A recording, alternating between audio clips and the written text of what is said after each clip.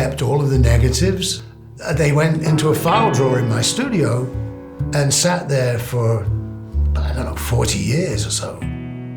And I just forgot about them. On some occasions, they almost got thrown out.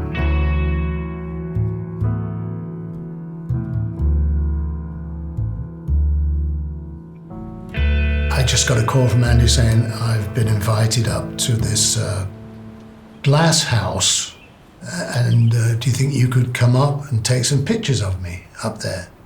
I said, well, sure. And it was I remember a cold winter's morning, and we got there about 9 o'clock in the morning. We were just so glad to have found the place, because we weren't given very good directions by Andy, that's for sure.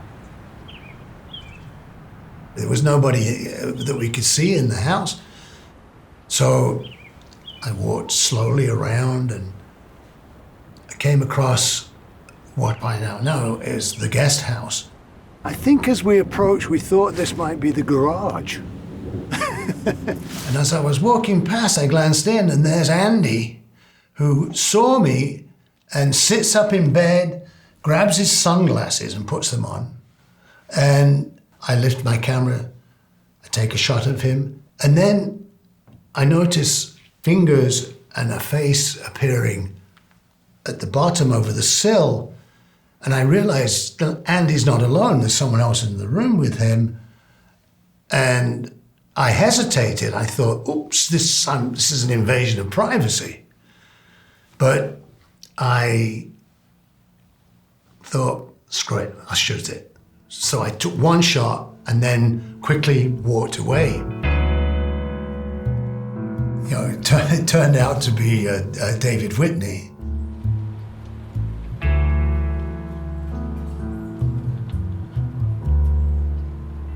It was a photographer's dream to be in the glass house. I mean, the light was incredible, so it was so easy.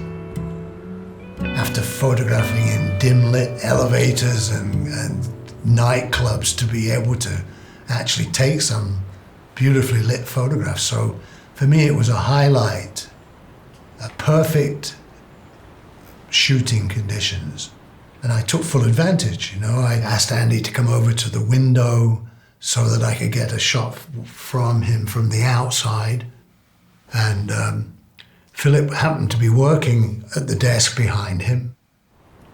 I got great shots of Andy and David Whitney off by themselves, having a great time, laughing, and they seemed totally unaware of me.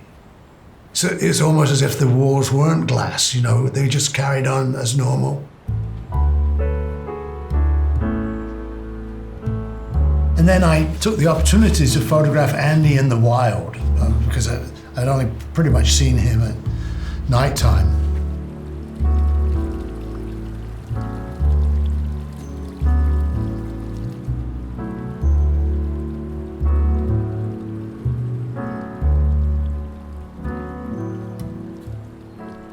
I've never taken an artsy-fartsy photograph, you know? I mean, I am a photographer. If somebody thinks that what I did was art, then good for them, you know? I'll take it.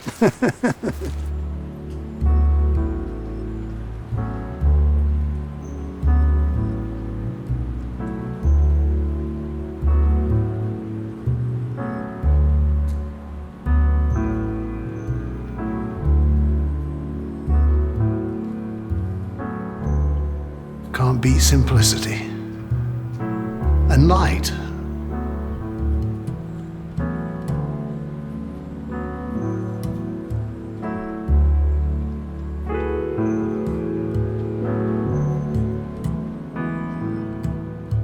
It was one of my most memorable assignments for Andy.